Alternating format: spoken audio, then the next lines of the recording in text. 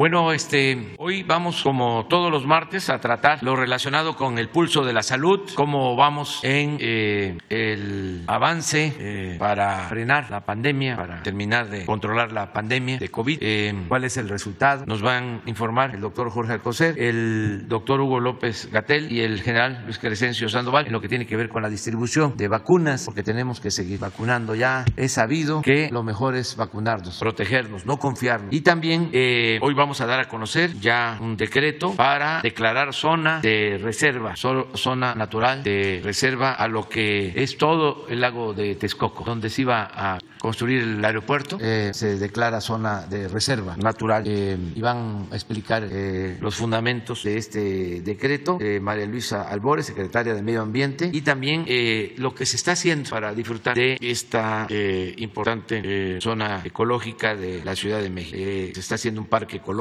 y el maestro Iñaki Echeverría va a informar sobre en qué consiste este parque recreativo y ecológico. Eso es básicamente, de modo que empezamos con el doctor Jorge Alcocer. Con su permiso, señor presidente, muy buenos días a todas y todos ustedes. Pues continuamos informándoles de los medicamentos adquiridos por el sector salud. En la primera imagen ustedes ven que hasta hoy se han distribuido 715 millones de medicamentos y material de curación. En la siguiente lámina se muestra que en la semana pasada, del 13 al 19 de marzo, se continuó con la entrega de 114.553.000 piezas de medicamentos y material de curación en las 32 entidades federativas, derivado ello de la compra consolidada INSABI 2022. Esta compra, junto con la UNOPS, garantizará un abasto mayor del 95% de las claves solicitadas para el primer semestre. En la siguiente, vemos que en los últimos 7 días se entregaron 22.294.865 piezas de medicamentos y material de curación y están en tránsito 11.364.285 piezas. La siguiente, con la participación y acompañamiento de las Fuerzas Armadas, durante la semana del 14 al 18 de marzo, se distribuyeron 408.600 piezas de equipo de protección personal a 7 entidades federativas. Y en la siguiente, tomando en cuenta el camino del INSABI, con la suma de 31 entidades federativas al plan de distribución de la última milla y con ayuda de SEDENA y Birmex, se han distribuido en 15 estados en lo que va del año 14.891.647 piezas para abastecer 1.301 unidades estatales de salud y del Instituto Mexicano del Seguro Social. Por último, en la siguiente les informamos que en esta semana de marzo se prepararon 2.997 mezclas de medicamentos para pacientes con cáncer, atendiendo las solicitudes del Instituto Nacional de Cancerología, del Hospital General de México, del Hospital Infantil de México, del Instituto de Enfermedades Respiratorias y del Hospital Regional de Iztapaluca. Continuamos así la optimización de los procesos de registro y comunicación interinstitucional para hacer más eficiente el trabajo de la entrega de estas mezclas que se utilizan en las quimioterapias, algunas de ellas. Muchas gracias. Con su permiso, presidente, muy buenos días, secretarias, secretarios, colegas. Muy buenos días a todas y todos. Vamos a comentar sobre la epidemia de COVID-19. Esta es la 8ª semana consecutiva de reducción. Como pueden ver en nuestra gráfica, nuestra curva epidémica de agregación semanal, es ya mínima la actividad que se presenta. Tenemos ya la incidencia de casos mínima comparado con todo el periodo de casi 2 años o más de 2 años de la epidemia. Esta circunstancia, como hemos especificado siempre, está sujeta a que se mantengan las condiciones de baja transmisión y seguramente llegaremos a un punto de mínima actividad que se prolongará por varias semanas. En la medida en que en otras partes del mundo exista actividad epidémica, desde luego siempre representa la posibilidad de que también en la región de América, que en general está a la baja en todo el continente, pudiera haber una reincorporación de la transmisión. Mientras ello no ocurra, debemos estar alentados por el hecho de que tenemos mínima actividad de la epidemia. También lo vemos en los indicadores de ocupación hospitalaria, que son relevantes. Menos del 10% desde la semana pasada, lo comentamos, de las camas COVID están ocupadas. En este momento 7% las camas generales y 5% las camas para pacientes críticamente enfermos. Esto es una reducción de 97% cuando la comparamos con el punto máximo de actividad epidémica en el ACME de la segunda curva. Y la mortalidad, que es el indicador más relevante por el impacto que tiene el COVID en algunas personas, también muestra una reducción absoluta de 96% comparada con el punto ya mencionado de máxima actividad epidémica en la segunda ola. Ahora, uno de los elementos cruciales, desde luego, de esta reducción tiene que ver con la vacunación y tenemos ya casi 189 millones de dosis que se han utilizado en todo el país para cubrir y proteger a 85.5 millones de personas. Este es el esquema primario. Como decíamos la semana pasada, prácticamente hemos completado ya porque tenemos una cobertura de 90%. No descartamos que alguien que no se haya vacunado se convenza de la importancia de ser protegido. La experiencia de la epidemia nos muestra que particularmente en la ola más reciente, la epidemia fue a expensas de no vacunados. Las personas no vacunadas representaron arriba del 94% de las hospitalizaciones de COVID. Por lo tanto, las personas vacunadas evitaron llegar al hospital. Seguimos recomendando, seguimos promoviendo que las personas se vacunen, no importa si no lo hicieron en el momento que debían hacerlo de acuerdo a su edad, lo pueden hacer en este momento. Pero tenemos ya una cobertura muy extensa y en promedio es de 87% considerando todas las personas elegibles para ser vacunadas. Esto es 90% en personas de 18 y más, 54% en 14 a 17 años y en este grupo de edad también es importante vacunarse. Respecto a los refuerzos, hemos avanzado de manera expedita. Tenemos 71% de cobertura en personas de 60 y más años, 48% en personas de 40 a 59 años y 73% en personas de 30 a 39 años de edad. Es notorio cómo las personas adultas de edad intermedia, de 40 a 59, tienen menor proporción de refuerzos. Invitamos a las personas que estamos en ese grupo de edad a que se acerquen a los puestos de vacunación que quedan permanentes en algunos casos, pero en otros todavía temporales. Si no se habían vacunado, si no se habían aplicado el refuerzo, es momento de hacerlo. Como se sabe, tenemos 224 millones de dosis que han sido recibidas en el país. La última imagen es el semáforo de riesgo COVID que ustedes conocieron el viernes pasado. Este aplica durante los siguientes 15 días, empezando desde ayer, y nos muestra un país que está en semáforo verde. Todos los indicadores, los 10 indicadores de actividad epidémica están en los niveles más bajos que se han presentado desde que inició la epidemia en 2020. Gracias.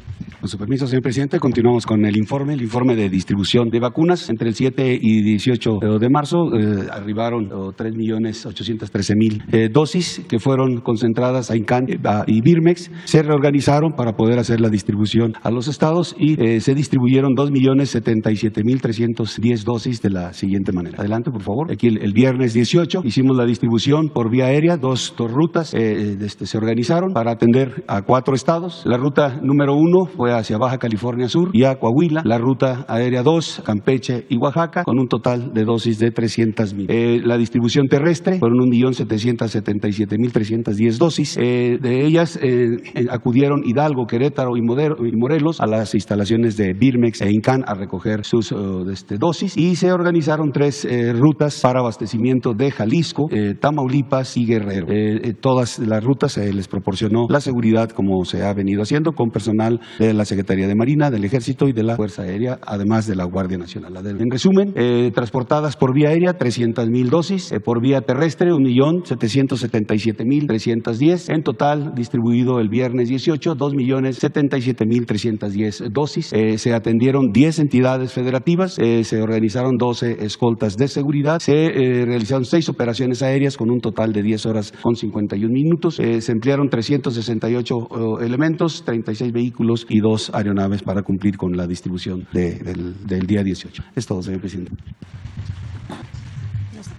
Con su permiso, presidente. Pues buenos días a todos los medios de comunicación y a todos los que nos ven. Pues el día de hoy tenemos el gusto de poder platicar del área natural protegida al lago de Texcoco. Decirle que con esto cumple 2 compromisos nuestro presidente. El día de ayer fue inaugurado donde estará el aeropuerto en Santa Lucía y también en una consulta ganó Yo Prefiero el Lago y hoy se declara el área natural protegida. La siguiente, por favor. Estas son las presiones que tuvimos para poder hacer esta área natural protegida. Recordar que se quería imponer un proyecto, el proyecto de hacer el aeropuerto donde no debería de hacerse por cuestiones técnicas, pero también por cuestiones ambientales. Estamos hablando del vaso regulador de agua más grande del Valle de Texcoco, del Valle de México. Y también la presión de desarrollos inmobiliarios y comerciales en la parte conurbana. La siguiente, por favor. Esto es el contexto que tenemos, un proceso de defensa justa del territorio y decirlo, no estuvieron ahí los pseudoambientalistas planteando eso. Quienes estuvieron fueron gente de los poblados, el Frente en Defensa de los Pueblos de la Tierra y les damos ese reconocimiento a la gente. Desde el 2000 en esa oposición hasta que pudieron lograr que alguien les escuchara. Esa escucha fue en 2018, por eso la primera consulta popular que se hace por parte del gobierno fue en octubre del 2018, donde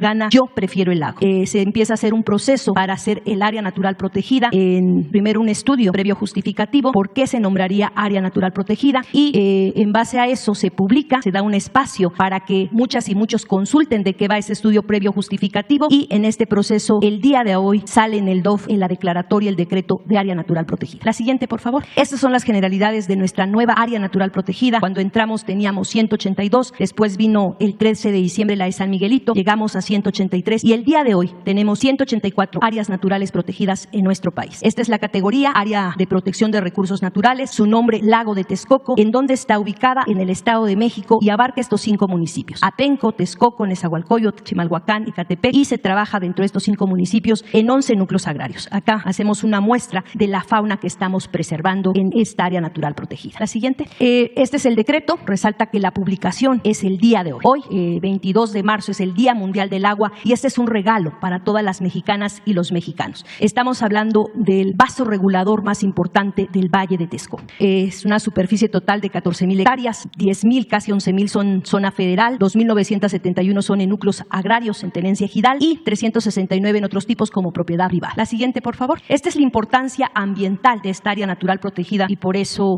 se buscó defender este espacio. Tiene es principal vaso regulador hídrico del Valle de México, tiene una capacidad de regulación de hasta 43 millones de metros cúbicos para el bienestar de más de 15 millones de habitantes de estos 5 municipios y de la capital de la Ciudad de México. Son suelos únicos por la salinidad y alcalinidad extrema que les confiere características particulares. No hay otros suelos como estos en el mundo, son los únicos acá en el planeta Tierra. Y también comentar que base a la salinidad que tiene y alcalinidad es imposible que no se corroan infraestructuras. Y es un regulador climático que combatirá y reducirá las partículas contaminantes en el aire, incrementará ventilación y regula temperatura. Una importancia climática. La siguiente. En la biodiversidad hablamos de cuidar más de 678 especies de flora y fauna, incluyendo algunas de las más representativas de la cuenca del Valle de México. Y es un refugio para las aves acuáticas migratorias. El 60% de las aves del Estado de México se encuentran en este sitio y más de 150,000 aves, hasta 250,000 en los conteos últimos que se están haciendo, llegan a este espacio. Es un sitio de reconocimiento internacional como área de importancia de la conservación de las aves, conocidas como las AICAS, y tiene una identidad biocultural por el manejo y uso que se hace de los recursos,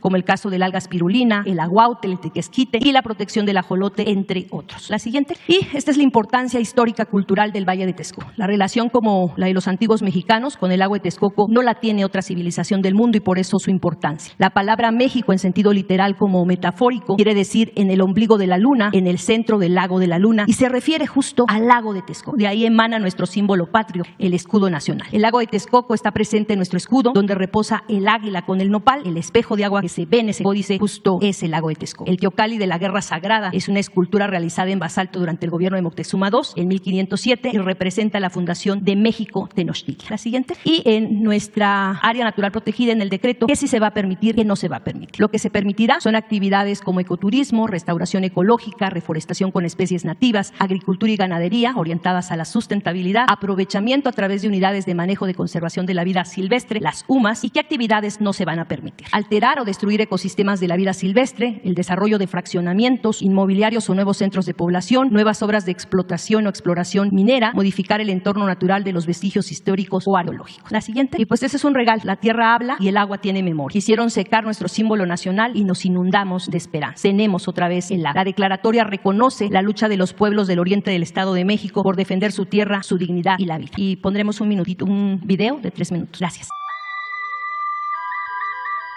La tierra tiene voz, el agua también. ¿Cuál es la vocación de este lugar? Pues ser agua, ser un lago. Es el único vaso regulador hídrico y climático del centro del Valle de México, un lugar emblemático que guarda la riqueza biológica, cultural, hídrica y la memoria histórica de nuestro pueblo. La zona conocida como Lago de Texcoco hoy ha sido resguardada como área de protección de recursos naturales. Este espacio se localiza dentro de la provincia fisiográfica del eje neovolcánico transversal mexicano, con una superficie de 14,000 hectáreas, que se ubican en los municipios de Atenco, Texcoco, Chimalhuacán, Nezahualcóyotl y Ecatepec de Morelos, en el Estado de México. En esta área se encuentran 5 especies de anfibios, 17 de reptiles, 276 especies de aves y 29 de mamíferos. En esta zona se han registrado hasta 200,000 aves en lo que son los picos migratorios. Aquí incluso vienen a abastecerse de alimento e incluso son áreas aquí de reproducción para poder seguir con su camino. Proteger el lago es proteger zonas prioritarias para la conservación, mejorar la calidad de vida de sus habitantes, integrando el conocimiento ancestral sobre el uso, manejo y aprovechamiento de recursos naturales, así como impulsar la agroecología y ganadería sustentable, La restauración de los ecosistemas y reintroducción de especies nativas es rescatar el origen de muchos de los elementos que nos dan identidad como mexicanas y mexicanos. Es el lugar de la fundación de México Tenochtitlan, representado en nuestra bandera y escudo nacional. La tierra no se negocia, la dignidad no se negocia, no tiene precio. Y sobre todo, aquellos sueños de nuestros abuelos que nos dieron patria.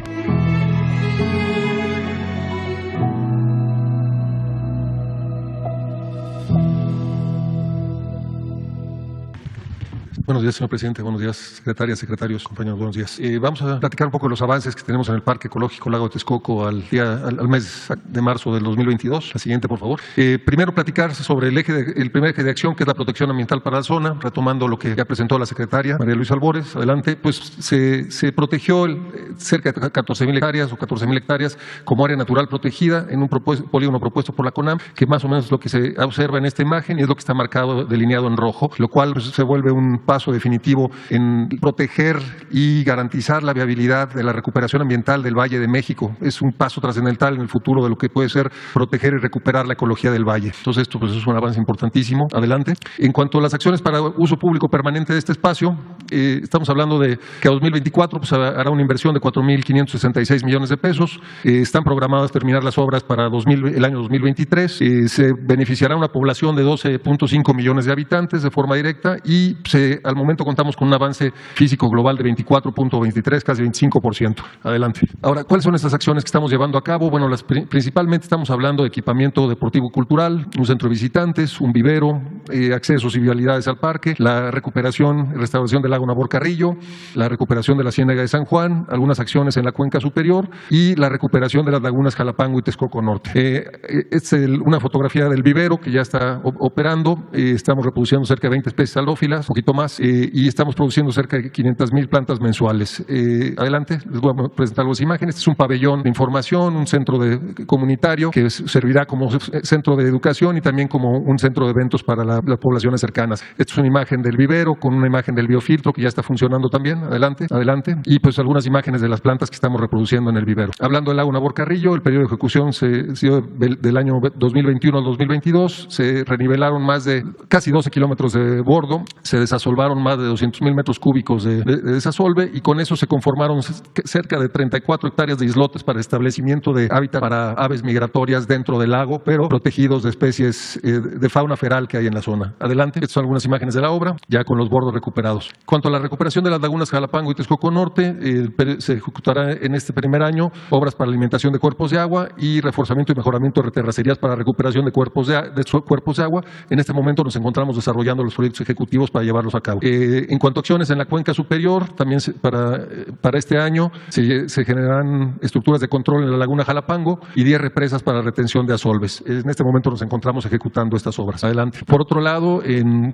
colaboración también con el Frente de Pueblos en Defensa de la Tierra, acordamos construir un par de humedales de tratamiento y desarrollar al menos el proyecto para otros 3, para sumar 5. Y se está trabajando ya en la creación de 2 humedales, uno en Tepeztlacop y otro en San Salvador Atenco. Está el proyecto conceptual concluido y en proceso de licitación para su construcción. Adelante. En cuanto a la Ciénaga de San Juan, la primera fase de ejecución se llevó a cabo en el 2020, la segunda fase de ejecución se lleva a cabo en este momento. Se recuperaron cerca de 270 hectáreas de cuerpos de agua. Se construyen en este momento, están por terminarse 10 miradores para el avistamiento de fauna, principalmente de aves, y se construyeron 10 kilómetros de bordos para contención de agua y que funcionan además como senderos peatonales y ciclistas para poder visitar el lugar. Adelante. Estas son algunas imágenes de la temporada de lluvias pasada, en donde ya los bordos contienen toda esta agua. Adelante. Y esta es una conexión que se hizo para poder, rehidratar o reinundar la zona que se había desecado al sur de lo que ahorita todavía existe como Ciénaga de San Juan, que en las próximas temporadas de lluvia empezarán a vertir agua hacia la zona. Adelante.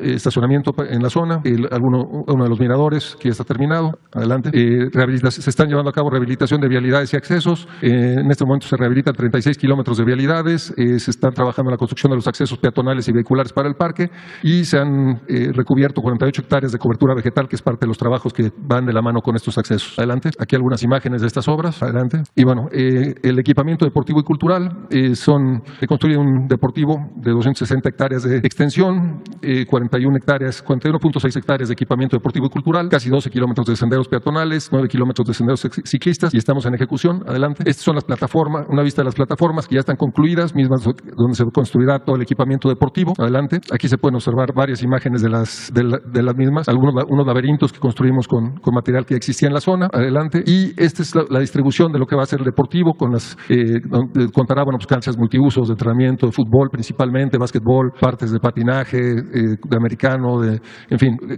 multitud de actividades, y además de un centro de visitantes. Adelante. Aquí algunas imágenes originales de cómo todas estas plataformas van a empezar a ser ocupadas. Estas obras ya están en proceso de licitación y están en proceso de iniciar. Y el jardín central de todo este espacio está ya en ejecución. Se cubren 42.6 hectáreas con especies herbáceas de la zona. Hay más de 3.000 metros cúbicos de cobertura vegetal con especies arbustivas y se plantaron ya más de 429 árboles. Adelante. Aquí algunas imágenes con las barreras cortafuegos y las plataformas, algunas imágenes de la imagen objetivo final y bueno, finalmente el centro de visitantes que se construirá en el espacio, un poco de la mano con la misma idea que tiene el centro de visitantes o el pabellón de información del vivero, un edificio en madera que tendrá tanto restaurante, centro de oficinas, centro de investigación para la CONAM y servicios de educación e investigación ambiental en general. En este momento se encuentra desarrollándose el proyecto ejecutivo y se llevará a cabo en breve. Es todo, señor presidente. Muchas gracias. Gracias a todos.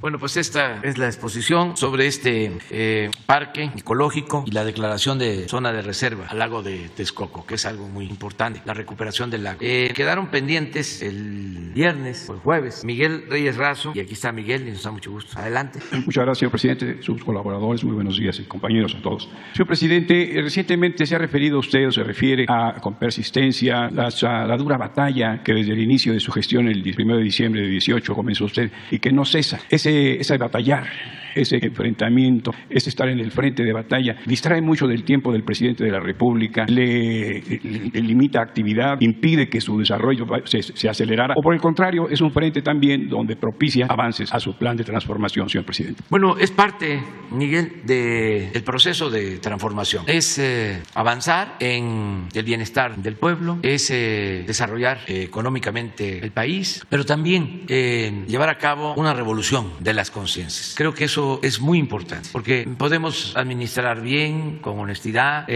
destinar recursos al bienestar del pueblo, hacer obras de desarrollo, pero si no avanzamos en un cambio de mentalidad, todo eso puede echarse para atrás. Ese riesgo existe. Ese riesgo existe. Cuando cambia la mentalidad del pueblo, cambia todo. Es lo más difícil de lograr. Hay veces que se presentan revoluciones, luchas armadas, incluso triunfan movimientos revolucionarios y la gente sigue pensando igual. Por eso pasa el tiempo y no tanto tiempo y hay retrocesos y todo el sacrificio, todo el esfuerzo se pierde. Entonces, cuando se toma conciencia y no solo es una vanguardia, no solo es un grupo, sino es todo un pueblo que va a decidir sobre su destino, ya los avances tienen menos problemas de convertirse en retrocesos. No se puede hablar de que no se den estos retrocesos en la historia, claro que sí, pero se afianza más todo lo que se va llevando a cabo con el apoyo de la gente, no con la idea predominante de las élites. Es un proceso educativo, formativo, de concientización colectiva. Eso es muy importante. Eso es lo que estamos haciendo. Y por eso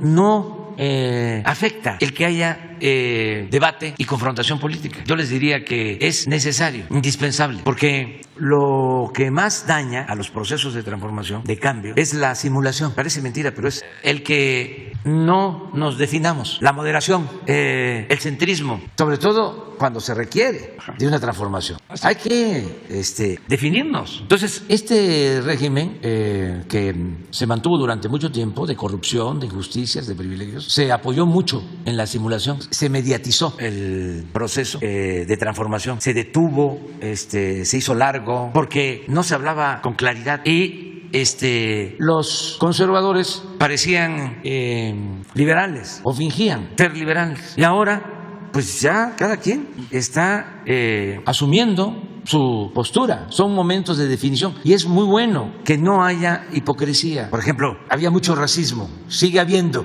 pero estaba oculto. Mucho clasismo, pero oculto. Entonces, ahora está saliendo el racismo, el clasismo. Ya no hay esa simulación de soy racista, soy clasista, pero nadie se va a enterar. Incluso puedo tener hasta un discurso a favor de la igualdad. Ahora, como hay polémica, como hay confrontación política, y hay pasión y se enojan, pues se muestran como son. Muestran el cobre. Por ejemplo, para ilustrar, ayer que inauguramos no lo inauguramos. Que se entregó el aeropuerto, que no se puede hablar de eso. Bueno, yo no participé más que como testigo. Estaban molestísimos, porque fue una obra muy polémica, de las más polémicas. A mí no me extraña porque cuando se hicieron los segundos pisos, lo mismo, tuvo una campaña en todos los periódicos, no en todos, en los de derecha, los periódicos conservadores, y también en los partidos conservadores, y amparos y todo eso, y apostando a que no iban a funcionar, que se iban a caer, y luego pues copiaron y ya en todos lados hay segundos pisos. Pues yo ya sé de esto, ¿no? Lo mismo en el aeropuerto, ¿no? Amparos. Ayer comentaba yo que entonces ampararon los pobladores de los municipios cercanos al aeropuerto. Los amparos fueron de los abogados de los despachos el grupo conservador reaccionario que se opone a todo lo que hacemos. Quisiera que nos fuera mal en todo. Entonces decían que no íbamos a terminar nunca, que iba a ser una obra de mala calidad, y entonces todo eso pues se les cayó, no pudieron. Los hechos demuestran que es un aeropuerto muy bueno, pero entonces si no tenían nada que cuestionar, si fuesen honestos intelectualmente hablando, hubiesen dicho, pues reconozco que me equivoqué o me obnubilé por mi conservadurismo, pero estoy viendo de que sí es una obra importante, que se hizo en tiempo récord, que no hubo corrupción, que hubo ahorros y que se resolvió un problema de 20 años. Eso era lo que aplicaba, ¿no? Que con honestidad se reconociera. No. Hay un Twitter de Hernández, de una conductora de televisión, pero no solo ella, sino otros, ¿no? En donde la nota principal era de que una señora estaba vendiendo tlayudas.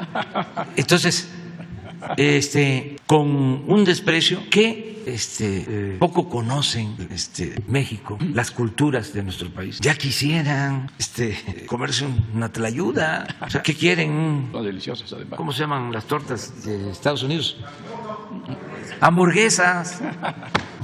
Pero es mucho el racismo, el clasismo y el coraje, ¿no? Entonces esto, Miguel, no saldría a flote, siempre se mantendría ahí si no se llevara a cabo esta confrontación de ideas, este debate permanente. A ver si no está Hernández, porque y no es solo ella, no, es en general periódicos, medios y millones de personas que están muy molestas porque, como siempre lo he dicho, el conservadurismo en México siempre ha existido, ahora está manifestándose, no está creciendo, pero sí hay como 25, 30 millones de ciudadanos con pensamiento conservador. Son muchos. Sí, muchos. Ayer al presidente Juárez, que decía que los conservadores son architosudos, archidifíciles de persuadir. ¿No le interesa a usted en lo mínimo buscar una vía de diálogo, de convencerlos de la bondad de la cuarta transformación? Muy difícil, no escucha.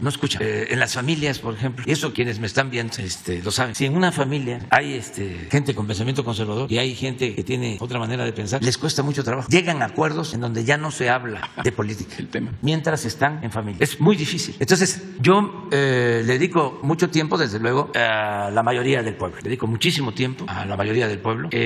Una vez me reuní con un grupo de empresarios y me dijo uno de ellos, muy inteligente, dice, te lesionaste la pierna, te fuiste a la montaña de Guerrero, 8 horas de camino y llegaste allá y estaba yo viendo los videos y se te iluminaba la cara. Estabas feliz. Le digo, pues sí, pero estaban también felices los pobladores, claro, de las comunidades de la montaña, también con los rostros iluminados, y eso para mí es muy importante. Porque me comentaba, ¿y por qué no nos dejas? ¿Por qué no nos das a nosotros el mismo tiempo? Digo, sí les doy el tiempo. Nada más que ustedes tienen más posibilidades de informarse, ustedes tienen más posibilidades de saber lo que está ocurriendo. Yo tengo que dedicar más tiempo a la gente más olvidada, más marginada. Entonces, dedico mi tiempo a eso. Y también a los jóvenes. Ahí sí, de manera general, porque sostengo que hay jóvenes de familias acomodadas que están tomando conciencia y que no necesariamente tienen que seguir el ejemplo de sus padres. Y eso sí me importa mucho, sí me importa bastante, que no en la escuela a la que van, porque son de una determinada clase social,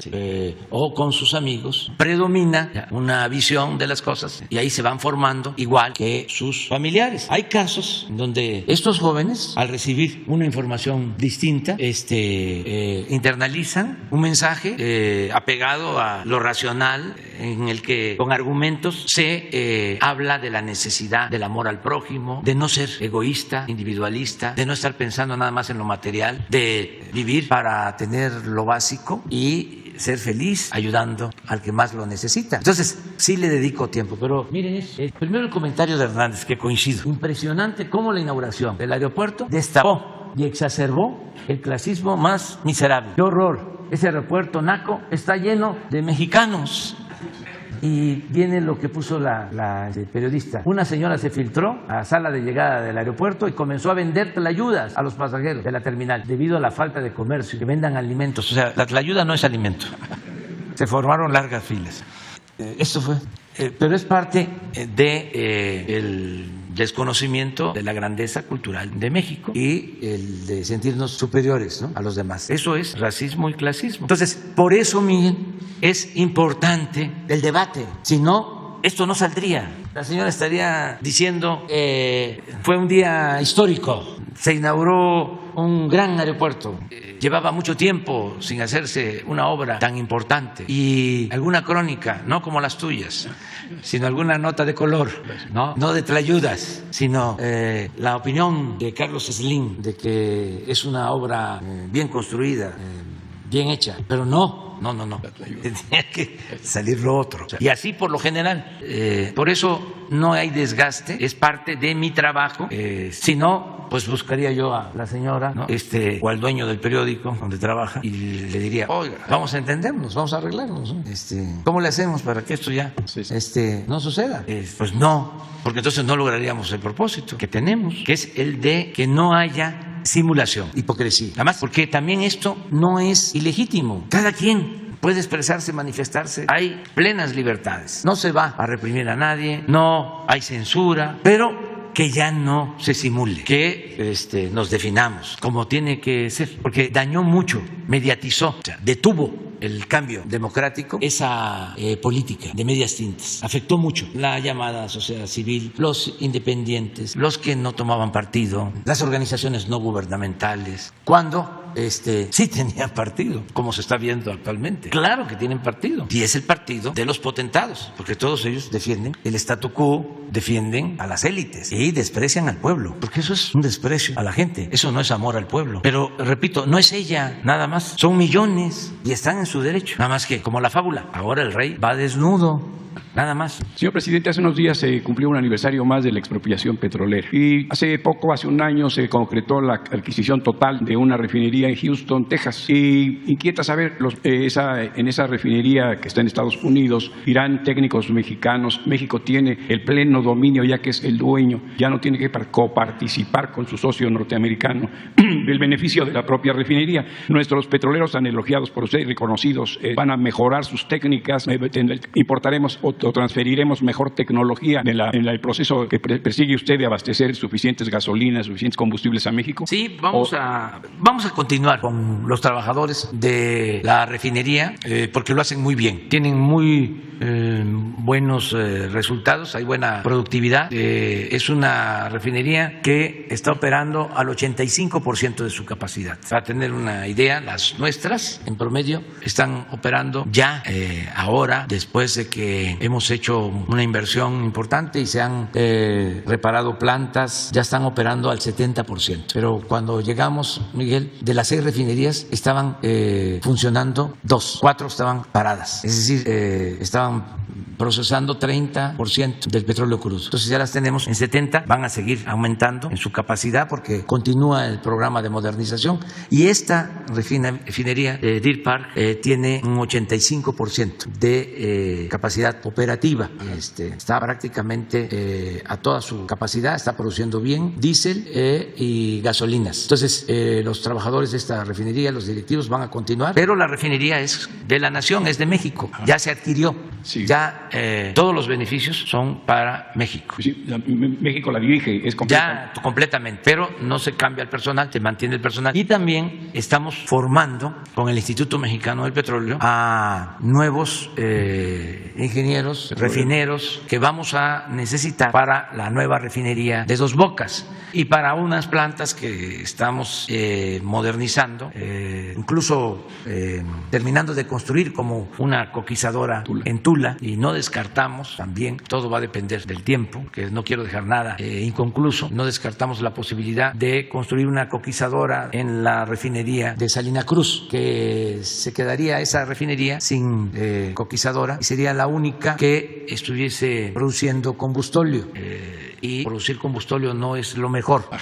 Con la planta coquizadora, ese combustóleo se convierte en gasolina y es más la rentabilidad de las plantas. Y no solo eso, menos contaminación se va logrando con la modernización de las refinerías. Entonces, estamos en eso, formando a los trabajadores, a los nuevos ingenieros petroleros y ingenieros especialistas para el manejo de las refinerías. Yo sí estoy convencido de que para el año próximo, a finales del año próximo, ya somos autosuficientes, es decir, no vamos a comprar gasolinas en el extranjero ni diésel. Ya ahora, si sumamos la producción de diésel de Deer Park, ya prácticamente somos autosuficientes en diésel, porque esa refinería produce 70,000 barriles diarios de diésel y nosotros estamos comprando 80,000 barriles diarios de diésel, estamos importando. Si sumamos esos 90,000, ya somos autosuficientes en diésel. Esto lo hemos logrado en este tiempo, a pesar de la pandemia, porque no se dejó de invertir en la rehabilitación de las refinerías. También por eso tenemos la posibilidad de mantener los precios de las gasolinas y del diésel, porque aumentó el precio del crudo y con esa utilidad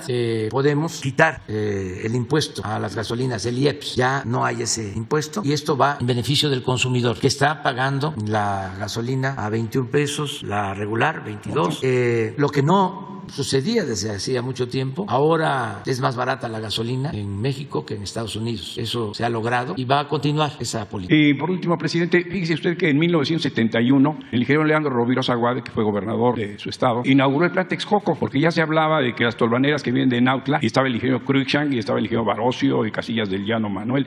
Yo fui a esa inauguración en 1971 con el ingeniero Rovirosa, que luego fue gobernador y le quitó dinero a Petróleos Mexicanos, que no le daba nada a Tabasco. ¿Por qué se murió ese plan Texcoco que dio y estuvo de grandes ingenieros y durante mucho tiempo y con aves, y era un gran detenía las que se habla ahora con el nuevo aeropuerto, el problema de las tolvaneras que vienen de por ahí? ¿Por qué se extinguió? ¿Qué se dejó morir? ¿Qué ocurrió? Por el neoliberalismo. Muchas gracias por sus respuestas, presidente. Por el neoliberalismo. Habían las comisiones de distritos para el agua, había la comisión del lago de Texcoco. Se creó precisamente cuando el ingeniero Rovirosa fue secretario de Recursos Hidráulicos y el propósito era el de conservar el lago de Texcoco y el ingeniero Cruikshank era el encargado y se invirtió mucho para mantener el lago de Texcoco. Cuando inicia la política neoliberal, se abandona toda la política hidráulica como se abandonó el campo y las comisiones del Balsas, del Grijalva, del lago de Texcoco, todas desaparecieron, se terminaron. Esto en el periodo neoliberal. Y de manera silenciosa empezaron a dejar en el abandono el proyecto del lago de Texcoco, la recuperación del lago de Texcoco, también como vaso regulador para evitar inundaciones en el Valle de México. Y luego pues surgió este proyecto del aeropuerto y era eliminar por completo el lago. Era terminar y era enterrar muchísimo dinero dedicado a la recuperación del lago. Por eso hoy es un día histórico, porque este decreto lo que hace es rehabilitar retornar a ese momento, recuperar ese plan de protección al lago de Texcoco. El ingeniero Cruzan estaría feliz el día de hoy. Él luchaba, cuidaba el lago. Todo el mundo cuidaba el lago. Y de repente todo se silenció y no hubo protestas de nada. Lo que decía aquí María Luisa, los pseudoambientalistas nunca dijeron absolutamente nada. No hubo amparos. Despojaron a las comunidades de sus tierras. Dicen, se las compramos, sí, pero a precios muy bajos, y hubo mucha represión también por eso. De modo que ahora tenemos que recordar también la lucha de los pueblos de Texcoco, de Atenco, para conservar el lago de Texcoco, sus tierras. Esta área natural protegida va a implicar el que en su manejo participen los campesinos de Texcoco, de Atenco, de toda la zona del lago de Texcoco. Va a ser con ellos. Esto lo hemos estado haciendo de común acuerdo con los habitantes de toda la región. Se han hecho consultas, se han hecho asambleas, se les ha tomado en cuenta y van a poder utilizar la tierra para la agricultura, lo que se pueda, para la ganadería, y ellos mismos van a cuidar. El compromiso es que no se va a urbanizar. Ese es el compromiso. No se va a urbanizar. Tenían detenida una autopista. Se llegó al acuerdo de que van a permitir el paso de la autopista porque ya estaba construida y tampoco se podía dejar esa obra abandonada. Faltaban creo que 100 metros para conectar. ¿Cuántos años llevaba este conflicto? 20 años. Ya se llegó al acuerdo, se va a conectar, pero el compromiso es no construir nada. No es recuperar tierra para negocios inmobiliarios, sino para proteger el medio ambiente. Muchas gracias, presidente. Shaila. Gracias. Buenos días, presidente. Buenos días a todos. Shaila Rosagel, corresponsal de Grupo Gili, El Imparcial de Sonora, La Crónica de Mexicali y Frontera de Tijuana. Presidente, preguntarle si ya tienen algún avance o algo de la investigación sobre este decomiso en Navojoa, Sonora, que es uno de los más grandes o el más grande calificado por la Sedena, donde venían armas y cartuchos y todo esto de Rusia y de Estados Unidos principalmente. Si ya tienen un avance de cómo ingresaron al país este armamento y que llegó hasta el sur del estado. Entonces me gustaría saber si hay algún avance sobre si se está investigando o algo esto. Se está investigando, ya el general secretario presentó un informe de las características del armamento de Navojoa, Sonora. Bueno, ahí se llevó a cabo este decomiso. No sé si tenga algo más. Se sigue investigando y cuando tengamos ya información más relevante se va a dar a conocer. Muchas gracias, presidente. Y en una segunda pregunta sobre la pandemia, ahora que están todos los estados en semáforo verde, preguntar cuál es la expectativa sobre el avance de la pandemia para los próximos meses, si se tiene contemplado, se prevé que pudiera llegar en un momento dado una nueva ola de contagios, una quinta ola, si pudiera volver a subir estos contagios, y si se tiene previsto tomar decisiones sobre las medidas del uso del cubrebocas y todo esto, disminuirlas, no sé, ¿qué nos pudieran comentar? A ver, Hugo.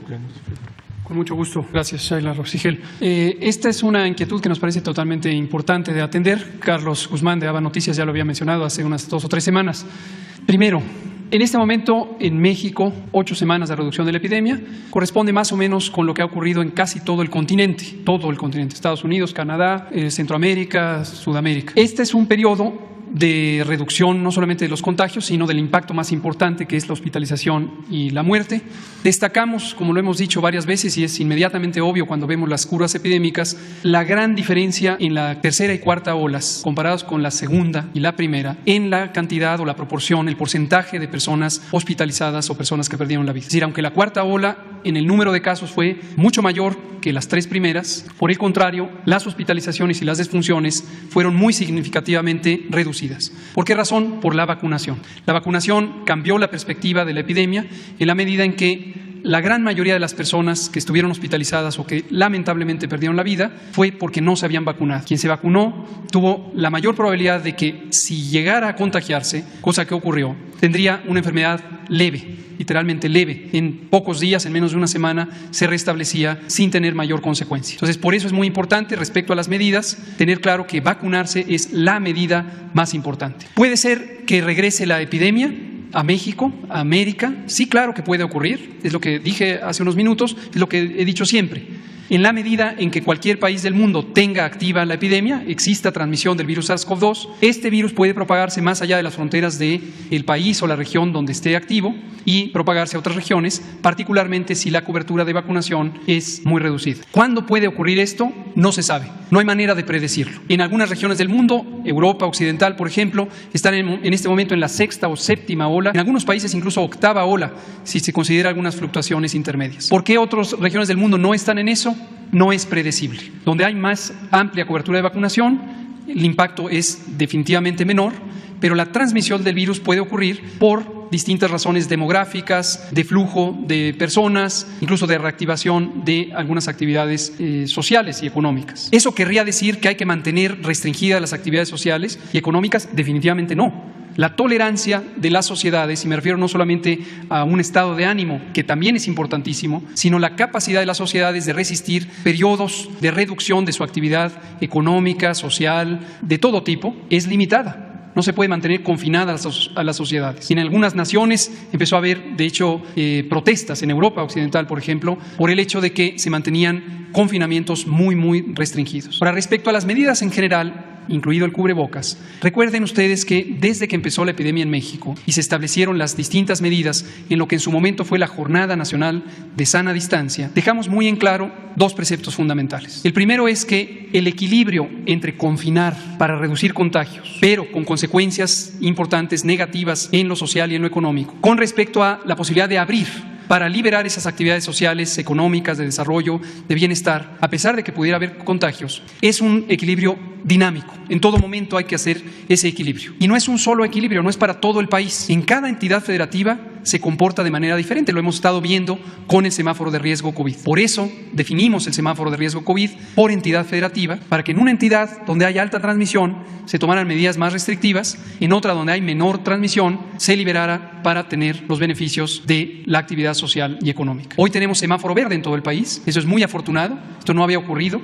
Hoy tenemos todo el país con muy baja transmisión. Y el segundo precepto muy importante, que también dejamos establecido desde el principio, y hay razones técnicas, pero también de política pública, es la convicción de que el pueblo de México es un pueblo muy solidario y muy responsable. No hay que estarlo tutelando, no hay que estarlo limitando, no hay que estarlo forzando. Este modelo de restricción, muy severo en muchas naciones, no lo consideramos viable para México, por esta convicción de que tenemos un pueblo muy consciente, muy participativo, muy solidario. En México nunca establecimos obligaciones para el individuo.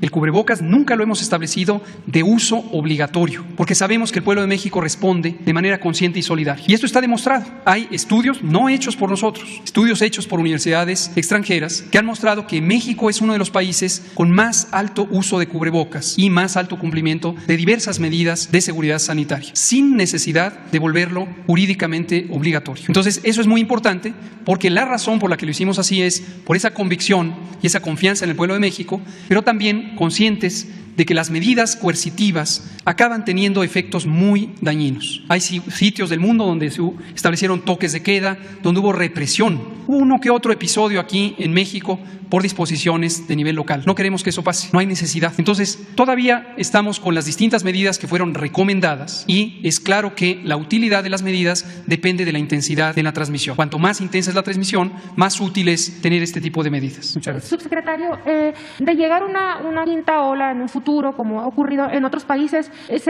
¿veríamos lo mismo que con la cuarta ola o tampoco se puede predecir, dado las condiciones ya de vacunación y cómo está pues ya el pueblo mexicano? Sí, todo depende de las características biológicas del virus. Este es un virus que, como ocurre con otros virus de la misma gran categoría, los virus RNA, muta y se transforma y va dando lugar a virus que pueden ser de comportamiento diferente. Hay tres elementos fundamentales: la posibilidad de que escape a la respuesta inmune, es decir, quien ya está protegido porque tuvimos COVID o porque fuimos vacunados COVID, pudiera la inmunidad ya no ser suficiente para una posible nueva variante, una serie de mutaciones. Segunda, que la enfermedad pudiera ser más virulenta, más agresiva. Y tercero, que pudiera ser más transmisible. No es posible predecir qué nueva variante va a ocurrir. Esto es un proceso biológico de transformación espontánea de los virus y depende de cómo es la dinámica de transmisión, es cómo se va a ir seleccionando aquellas variantes que pudieran tener estas características. Con Omicron lo vimos el 26 de noviembre del año pasado, se conoció en el mundo la variante Omicron, hubo una gran respuesta desde nuestro punto de vista y lo declaramos el mismo día que se dio a conocer, nos parecía exagerada y fuera de proporción con la evidencia científica disponible. Cayeron las bolsas de valores del mundo, más de 85 naciones en el mundo establecieron medidas coercitivas, sobre todo de limitación de entrada de personas de otras nacionalidades, situación que nunca ha sido de gran utilidad. Parecía más una respuesta no técnica, quizá con otras motivaciones de carácter político o económico. En México tomamos una decisión sensata, cautelosa, documentada y recomendamos no hacer este tipo de medidas que dañan al bienestar, dañan a la sociedad. Dado que la evidencia sugería que Omicron era una variante más transmisible, como lo fue, pero mucho menos virulenta, en especial si se tienen altas coberturas de vacunación. Aquí recibimos distintas críticas en algunos medios de comunicación, pero mantuvimos nuestra postura que siempre ha sido amparada en la ciencia y con esta confianza en el pueblo de México. ¿Qué ocurrió? Tuvimos variante Omicron, muchos casos, pocas hospitalizaciones, pocas defunciones y el planteamiento que hicimos se demostró. En el futuro no sabemos si llega una variante semejante, el comportamiento será el mismo. Si llegara, toco madera, una variante más agresiva, pues ya tendríamos que tomar otro tipo de decisiones. Pero no hay manera de adelantar vísperas. Todos los días monitoreamos el curso de la epidemia, todos los días ajustamos nuestras recomendaciones de acuerdo a la realidad. Muchas gracias. Y lo mejor es vacunarnos, los que todavía les falta la vacuna, el refuerzo. Eso está ya muy demostrado, está probado que la vacuna protege. Si queremos sacar una conclusión rápida, es que con la vacuna tenemos más posibilidades de enfrentar la pandemia, sin ir al hospital y sin agravarnos. Para que todo el que falte de vacunarse, todavía es tiempo, que no nos quedemos con las dos aplicaciones, que también tengamos la de refuerzo, porque estamos sintiendo que nos estamos relajando y no hay que confiarnos. Ya los que tienen dos, les falta una, hay que aplicarse la de refuerzo. Y seguimos trabajando en las comunidades más apartadas y ahí vamos a estar, porque es una garantía ante cualquier circunstancia futura. El estar vacunados es una ventaja, es una gran ventaja. Muy bien. Carlos Guzmán. ¿Qué tal, señor presidente? Buen día, Carlos Guzmán de Aba Noticias de Veracruz. Por principio, consultarle qué le va a decir a los banqueros en esta convención bancaria que se va a efectuar en unos días más. Está el tema de la venta de Citibanamex, hay varios temas en cuanto a la cuestión de impuestos. ¿Qué mensaje les va a llevar, señor presidente? Pues primero que no dejen de aprovechar para impulsar el desarrollo del país, la circunstancia actual de estabilidad macroeconómica y de confianza para las inversiones, tanto nacionales como la inversión extranjera. Y esto no es retórica, no es demagogia. Llevaba mucho tiempo en que no se tenía una moneda estable. Nuestro peso no se ha devaluado, no hay depreciación de la moneda. No ha habido aumento fuera de lo normal en la deuda. Nos recuperamos pronto después de la pandemia y estamos creciendo. México está considerado, lo decía yo ayer, como el mejor país o uno de los mejores países para recibir inversión extranjera en los tiempos actuales. Hay gobernabilidad, hay paz, hay tranquilidad. Estamos ya enfrentando el problema de los homicidios con buenos resultados. Hay una tendencia a la baja en homicidios. En general, desde que estamos en el gobierno, en todos los delitos, desde que llegamos, ha habido disminución. Delitos del Fuero Federal. Pero teníamos como desafío el reducir el número de homicidios. Y empezamos a bajar los homicidios y yo espero que ya sea tendencia. Entonces, hay condiciones inmejorables para la inversión. La actividad bancaria ha tenido buenos resultados, han obtenido buenas ganancias. Lo mismo la bolsa de valores. Tenemos reservas en el Banco de México que son históricas, el crecimiento de las reservas. O sea, hay un buen ambiente para la inversión, para las finanzas, para el desarrollo del país. Entonces, eso se debe de aprovechar.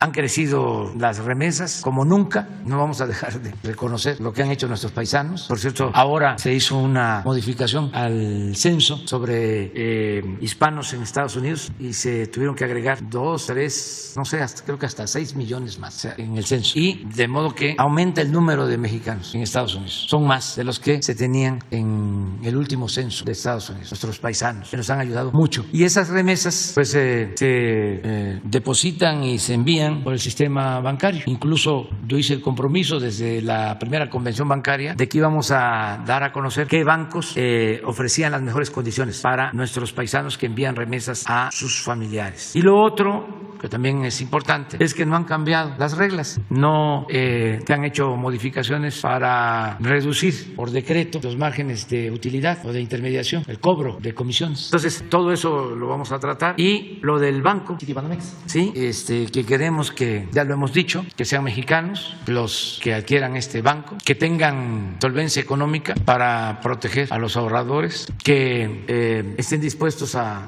mantener todo el acervo cultural del banco en nuestro país, que no se vaya al extranjero y que se ponga en exhibición permanente para que todos los mexicanos puedan conocer ese acervo. Son de las condiciones básicas. También una, que no tengan adeudos fiscales, que estén al corriente en el pago de sus contribuciones. Y lo mismo, que paguen el impuesto, que va a significar la venta de Banamex. Segundo tema que quiero consultarle, desde la vez pasada que le planteaba el tema, yo por la cuestión de estar en la corresponsalía de Aba Noticias en Veracruz, viajo constantemente a Jalapa. Le había planteado el tema del ferrocarril, del tren ligero en Jalapa. Usted había comentado que también coincidía con el tema de las vialidades, el conflicto vial que se genera, pero el día de ayer, cosa que le agradezco mucho al gobernador Cuitlahua García, tuve la oportunidad de platicar con él, entrevistarlo para los micrófonos de Aba Noticias, sacábamos el tema a colación. Él mencionaba que necesitaba el apoyo de la federación para que este proyecto se llevara a cabo. Mencionaba que aún están en tiempo, porque él sabe, el gobernador Cuitlahua, que usted no va a dejar ninguna obra inconclusa al término de su administración. Mencionaba que están justamente en el límite. La petición de muchos jalapeños, de muchas personas que habitan en la zona metropolitana de Jalapa es ver la posibilidad de que usted, junto con el gobernador, finalmente se logre este sueño que anhelan muchos jalapeños, que es tener un tren ligero que les ayude a solucionar este tema. El gobernador ayer me comentaba de que el proyecto ya está, falta un dinero, por ahí, si no me recuerdo, son creo que 3 millones de pesos para completar el estudio técnico, pero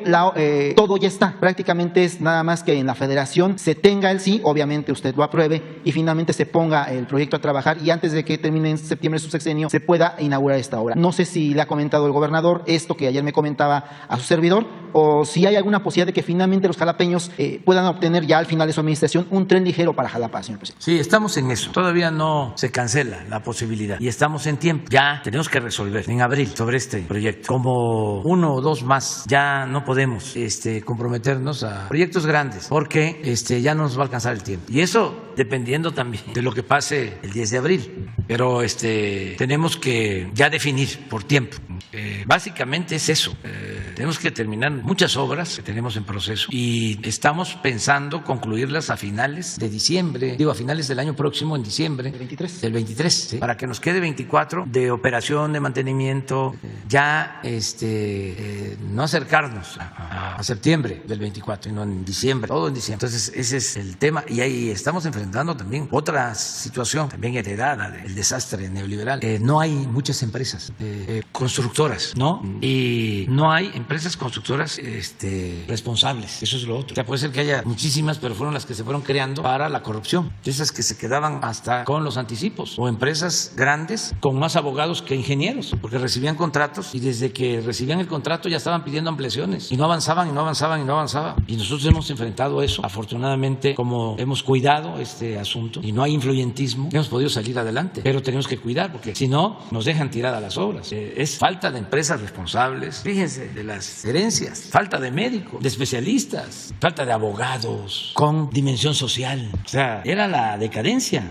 Por eso no había más que la transformación. ¿Cómo se enfrenta una decadencia? Pues con una transformación, con un cambio radical de raíz, arrancar de raíz la corrupción. Veía yo un abogado, fíjense, lo voy a mencionar, el abogado Valadez, Diego Valadez, hijo de un historiador de lo mejor, José Valadez. Don José Valadez, como don Daniel Cosío Villegas, nos ayudaron muchísimo a entender nuestra historia. Además dedicaron toda su vida a hacer investigaciones históricas. Y el abogado Valadez se inconforma porque se le hacen honores al general Felipe Ángeles, bajo el supuesto de que el general Ángeles fue enjuiciado y fusilado. Bueno, si a esas vamos, Hidalgo también fue enjuiciado y asesinado, y Morelos, pero a ver si no tienes un tuit de Pedro Salmerón, que es historiador, que lo vi porque lamentaba esta situación, por lo mismo, porque el conservadurismo los obnubila, están enojados. Sí, como recomendación respetuosa, no hay que enojarnos, no hay que enojarnos, aunque tengamos el corazón caliente, la cabeza fría, respirar profundo, ¿no? Antes de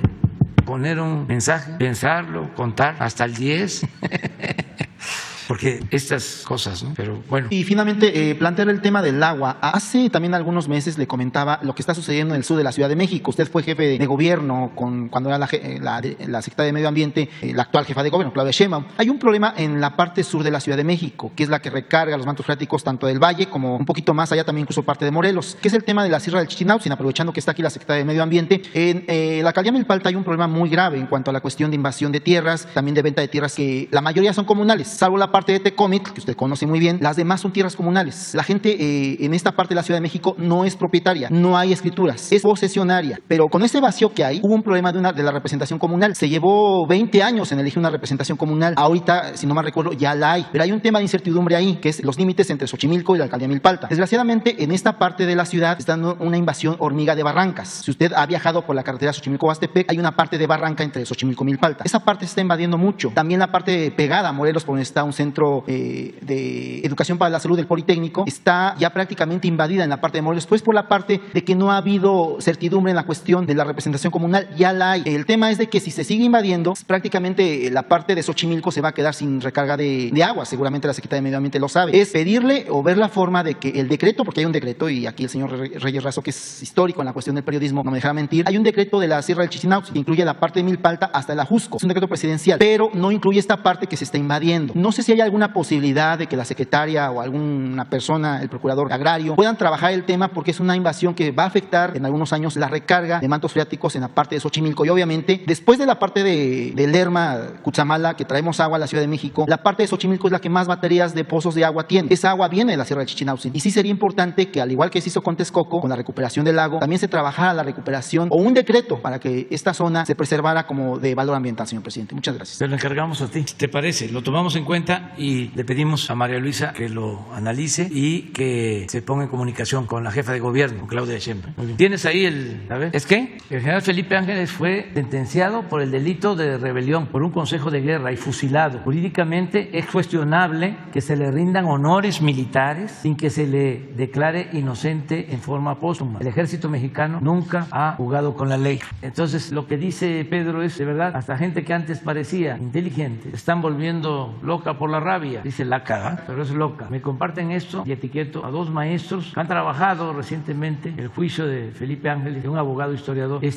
No es solo como lo plantea el maestro, el abogado Diego Valadez. No es un asunto jurídico, es una reivindicación histórica a un destacado dirigente de las Fuerzas Armadas, leal a Francisco I. Madero, el apóstol de la democracia. Si algo simboliza el general Felipe Ángeles, es la lealtad, entre otras. Entonces, sí, es un juicio histórico. A mí me gustaría que se leyera el libro de Adolfo Gili sobre el general Felipe Ángeles. Es un trabajo extraordinario, es uno de los mejores militares en toda la historia de México. Entonces, lo demás puede ser que se evitó o se omitió el procedimiento legal, pero eso es un asunto secundario. Ni siquiera alcanza para decir que el ejército mexicano nunca ha jugado con la ley. Es un exceso, pero es su postura política. Y no era así, porque fue procurador en la época de Carlos Salinas, pero ahora sí ya es muy estricto, muy apegado a la ley. Pero qué bueno, es lo que hablábamos, de que todo mundo se tiene que, no obligatoriamente, pero sí es momento de definiciones. Y por eso estamos viviendo un tiempo muy interesante. A ver, Judith. Buenos días, presidente. Judith Sánchez Reyes, corresponsal de Imagen del Golfo de Veracruz. Presidente, preguntarle, hace unos días se dio a conocer que el Congreso de Estados Unidos destinará más de $158 millones en ayuda bilateral para seguridad a México. Sin embargo, el presidente Joe Biden estableció un veto para evitar que estos fondos lleguen a efectivos militares y ejecuten labores de seguridad pública. ¿Cómo interpreta su gobierno esta decisión? ¿Tendrá alguna repercusión? No tengo información oficial sobre este caso y nosotros no queremos ayuda militar, no estamos solicitando ayuda militar. Ya cambió la relación de cooperación con Estados Unidos, ya no es el tiempo del plan Mérida, que nos daban de helicópteros o aviones artillados o equipos bélicos. Nosotros ahora lo que queremos es cooperación para el desarrollo. Lo que estamos planteando es que Estados Unidos invierta en Centroamérica para atender las causas de de la migración. No queremos eso. Además, no sé si sea oficial, no nos han notificado nada, yo no tengo todavía ninguna información. Y también pues, aclaro de que es muy buena la relación con el gobierno de Estados Unidos, muy buena la relación con el gobierno de Estados Unidos, y va a seguir siendo buena. Ayer nos acompañó el embajador Ken Salazar a la inauguración a la entrega del aeropuerto Felipe Ángeles, estuvo el embajador de Estados Unidos en México. En este mismo tema, presidente, preguntarle sobre las conclusiones o intercambios de opiniones justamente en el tema de seguridad, que en la reunión que tuvo la semana pasada con el secretario de Seguridad de Estados Unidos, Alejandro Mayorkas, y si se abordó esta situación de emergencia que emitió para los ciudadanos estadounidenses para no viajar a Nuevo León, dado los hechos violentos que se registraron en las en Nuevo Laredo, Tamaulipas, derivado de los hechos violentos en los últimos días, y si se llevarán pues acciones conjuntas en este sentido. No tratamos ese tema. Coincidió que ese día hubo una acción en Nuevo Laredo y se detuvo a un ciudadano estadounidense, mexicano-estadounidense, pero con antecedentes de delincuencia, presunto responsable de delitos en Estados Unidos, y hubo una deportación. Entonces esto llevó a que el grupo que él comandaba, llevar a cabo algunas acciones en Nuevo Laredo. Entonces se tomaron medidas de protección, intervino la Guardia Nacional, la Secretaría de la Defensa, se protegió el consulado y afortunadamente todo ha vuelto a la normalidad. Al día siguiente o a los 2 días de este hecho, la Embajada de Estados Unidos o el gobierno de Estados Unidos dio a conocer este boletín, pero ya las cosas están pues en normalidad, en calma en Nuevo Laredo, afortunadamente, hasta ahora. ¿Qué otros temas abordó con el secretario? Bueno, tratamos temas, lo mismo, el tema migratorio, insistiendo en que tienen que invertir y que tienen que apoyar en El Salvador, en Honduras, en Guatemala, que se aplique una política de apoyo a la gente que por necesidad tiene que emigrar. Nadie sale de sus comunidades, abandona a su familia por gusto, lo hacen por necesidad, y que ya lleva mucho tiempo que venimos planteando esto y no se ha podido lograr que haya una respuesta favorable, porque eso es lo que va a ayudar mucho a atemperar el fenómeno migratorio. Pero hay que ir a atender los pueblos de Centroamérica, nuestros hermanos centroamericanos, para que tengan esperanzas de que van a poder vivir con dignidad como lo merecen, que van a tener sustento, que van a poder tener ingresos para sostener a sus familias. Y nosotros les estamos proponiendo que se amplíe el programa Sembrando Vida, el Jóvenes Construyendo el Futuro. Ya nosotros estamos ayudando, pero desde luego no tenemos suficientes recursos, pero sí estamos ayudando en varios países de Centroamérica con el Sembrando Vida y con Jóvenes Construyendo el Futuro. Entonces lo que queremos es que se invierta. Acaban de autorizar recursos para Ucrania y está bien, porque pues es su política de proteger a Ucrania, han decidido eso, pero eso lo aprobó el Congreso estadounidense creo que en 2 días, y el apoyo para los hermanos centroamericanos ya va para 4 años y no se aprueba. De eso hablamos, y no solo es que haya trabajo en Centroamérica, sino que también tengan la posibilidad de obtener visas temporales de trabajo, ordenar el flujo migratorio, realmente cambiar la política migratoria, ¿no?, que se ha venido aplicando en Estados Unidos desde hace mucho tiempo, y aprobar también, eso lleva ya mucho tiempo en el Congreso de Estados Unidos, el que se regularice la situación de los mexicanos que trabajan, que viven honradamente en Estados Unidos, porque eso es un compromiso que se hizo desde hace algún tiempo y no se ha cumplido, la regularización de más de 10 millones de mexicanos que viven y trabajan honradamente en Estados Unidos. Entonces, a ver, ¿por qué está detenida esa iniciativa en el Congreso? ¿Qué no es importante? ¿Por qué no se aprueban los recursos para Centroamérica? Veía yo que lo que se aprobó para Ucrania, lo digo con todo respeto, fue una cantidad mucho mayor que lo que se está necesitando para apoyar a los pueblos pobres de los países de Centroamérica y del Caribe. Entonces, de eso tratamos.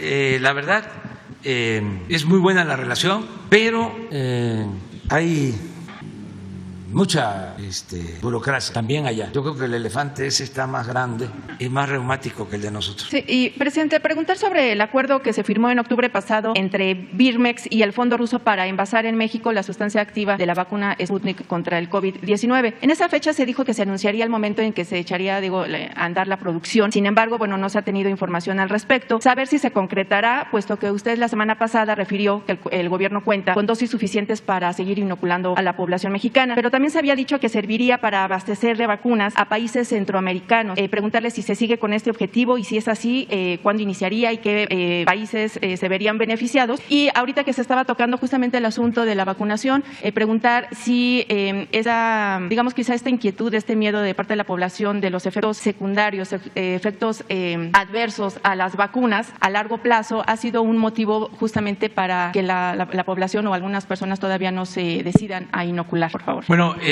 nosotros vamos a continuar con nuestro plan. Ya los compromisos que se hicieron se mantienen. Si se requiere el que se lleve a cabo esta planta, se construya esta planta, se eche a funcionar esta planta para vacunas, Sputnik, se va a hacer. Porque es salud. La salud no tiene que ver con conflictos políticos, no debe de ser tratada de esa manera.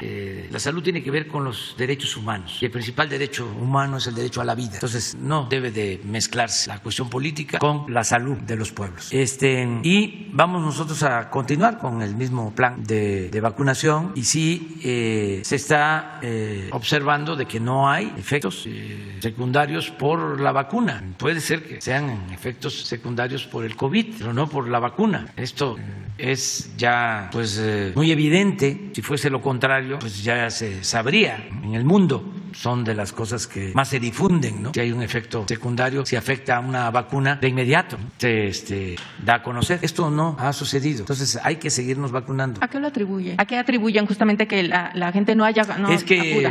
Ya no hay el mismo contagio, no hay hospitalizaciones y la gente se confía. O sea, ya pasó y no debemos confiarnos. Es mejor protegernos. Es lo preventivo. Es mejor prevenir que lamentar. Y solamente, presente, para concluir, la producción de la vacuna Sputnik aquí en México, ¿se tendría ya una fecha próxima o nos podrán informar? No hay nada todavía, no. No hay una fecha próxima. Vamos a informar, porque también tú lo estás preguntando, sobre las vacunas que hemos enviado a otros países. Vamos a informar. El próximo martes informamos. Y también cuántas hemos recibido nosotros. Por ejemplo, Estados Unidos nos ha donado muchas vacunas. El primer encuentro, la primera entrevista telefónica que tuve con el presidente Biden tuvo que ver con vacunas. O tratamos temas de la relación política, pero mi petición primera fue vacunas. Creo que fue en Valladolid que hablamos de eso. Y luego me dio respuesta en una llamada telefónica en Monterrey. Y a partir de entonces nos han estado donando vacunas, el gobierno de Estados Unidos. Es buena la relación. No tenemos nada de qué quejarnos. Además, han sido muy respetuosos de nuestra soberanía. Acaba de escribir un libro el que fue procurador, Barr, el que fue procurador cuando el presidente Trump, y tiene un capítulo sobre la relación con México. Y él defiende una postura de manera legítima y dice que nosotros pues mantuvimos una postura y que fuimos muy celosos de defender nuestra soberanía y ellos fueron muy respetuosos. Y hubo, y él lo cuenta, diferencias, dos políticas distintas, y habla de algo que simplifica mucho las cosas, pero que al mismo tiempo demuestra que tenemos posturas distintas, no solo con el gobierno de Estados Unidos, sino también con mucha gente de otras partes del mundo y con el bloque conservador de México. Todo esto que se resume en la frase de abrazos, no balazos, él lo menciona. Y yo puedo sostener que no se puede enfrentar el problema de la inseguridad y de la violencia solo con medidas coercitivas, que no se puede enfrentar la violencia con la violencia, que no se puede enfrentar el mal con el mal, que el mal hay que enfrentarlo haciendo el bien. Y yo sostengo esa postura y con esa política estamos saliendo adelante, sin masacres, sin el mátalos en caliente, respetando los derechos humanos, con abrazos, no con balazos. Gracias, presidente. Manuel Godínez. Es que acuérdense que se quedó esta lista, ¿no? Pendiente. Presidente, buenos días, secretaria. Ya se nos pasó el tiempo, pero... Secretarios, voy rápido. La primera pregunta, quisiera comentar si usted tiene o tuvo información respecto al accidente en el que murió la exgobernadora de Puebla y el exgobernador Rafael Moreno Valle, en su momento se informó que la aeronave estaba sujeta a investigación por el FBI, estaba acusada de presuntamente pertenecer a una red de trata de menores en Cancún, en Quintana Roo. Saber si está vigente aún esa investigación, si se concluyó en algo. Sí, se hicieron todos los peritajes técnicos, se llegó a que se había tratado de un accidente. Esto a partir de un dictamen de una agencia que contrató la Secretaría de Comunicaciones y Transportes. De todas maneras, se envió toda la información a la Fiscalía General de la República y ellos tienen abierto este caso, esta investigación. Entonces, la Fiscalía podría informarnos de cómo está esta situación. Sí, especialmente por el tema de la red de trata, que es una situación grave al tratarse de menores de edad de entrada y aparte del delito tan grave que implica eso. Sí, vamos a pedirle a la Fiscalía que nos informe cómo está la investigación. Y el segundo tema, respecto al presidente municipal de Mérida, que ya le había comentado hace 2 meses, Renán Barrera Concha, cuando usted firmó el decreto para autorizar las compras de emergencia, en Mérida ocurrió un poco lo contrario. Se entregó un contrato, por ejemplo, de 11 millones de pesos para comprar cubrebocas que no se entregaron a la gente, que se dio a una empresa fantasma. Entonces no se conoce bien el destino de ese dinero. En el mismo periodo se pagaron casi 5 millones de pesos para un curso de regularización, cuando en las escuelas no había alumnos, no había profesores, no se informó a quién se le dio la regularización, pero el monto se pagó. Y luego, en 2014, que este personaje ha sido presidente municipal 3 veces, entonces le tocó para el Parque de Deportes Extremos, que actualmente es un lote baldío y por el que se pagaron 90 millones de pesos para su construcción. Desde hace 8 años el contrato se ejerció, pero hoy sigue siendo un basurero. Y finalmente, hace 15 días, el operador político de este presidente municipal, José Rolando No, fue exhibido durante una golpiza en contra de mujeres y niños de la comisaría de San Pedro Chimay. En los videos que tiene Sol Yucatán, quedó demostrado que este personaje decía que solo estaba obedeciendo instrucciones del presidente municipal. Entonces, por todos estos 3 temas, le pregunto si no le parece que el alcalde está buscando esconder el recurso y mandarlo a una caja chica para cumplir sus aspiraciones en 2024 de ser gobernador de Yucatán. Pues no tengo yo información, pero ya tuviste la oportunidad de hacer la denuncia y lo que corresponde es presentar pruebas. Sí, todo esto que tenemos, es con documentación del municipio de Mérida, con toda o sea, son fotografías del lugar, tenemos todo. ¿Y a dónde han presentado la denuncia? Lo tenemos, no, nosotros no presentamos denuncias, simplemente hacemos el reportaje. Y corresponderá a las autoridades. Sería bueno que y todo está sustentado en un grupo de ciudadanos, o sea, con esa información, pueda presentar una denuncia ante la Fiscalía Estatal. No hay en Yucatán Fiscalía Anticorrupción. Sí, y hay que presentarla y no pensar que porque se tiene un gobierno estatal y un gobierno municipal del mismo partido, también la Fiscalía está sometida o no va a hacer nada o va a actuar recibiendo órdenes y va a darle impunidad a las personas. Hay que presentar denuncias en todos los casos y tener confianza en las autoridades y esperar a que se desahoguen estos casos, estos asuntos. Eso es lo que yo recomiendo, porque no nos compete a nosotros. Puede ser también la Comisión de Derechos Humanos, buscar la instancia correspondiente a la que debe de acudirse y presentar la denuncia. Y en lo que corresponde al dinero que baja del presupuesto federal, ¿no sería prudente hacer una investigación o buscar dónde o cómo se ha gastado el dinero? Puede ser que eso sí correspondería en la Fiscalía Federal Anticorrupción, donde se podría hacer la investigación, si es facultad de ellos. Es que los estados son libres, son soberanos. Entonces la Federación, o el gobierno federal, mejor dicho, no puede intervenir en todos estos casos, pero sí hay instancias para eso y hay que acudir a esas instancias, hay que proceder legalmente. Y ya en lo que tiene que ver con la denuncia, que no es poca cosa, también la denuncia pública, pues aquí ya te están escuchando muchos tu planteamiento. No quiere decir que el presidente municipal de Mérida sea culpable, es distinto, pero ya ejerciste tu derecho, ¿no?, de manifestación. Gracias. Muy bien, Yamel. Mañana seguimos. Muchas gracias.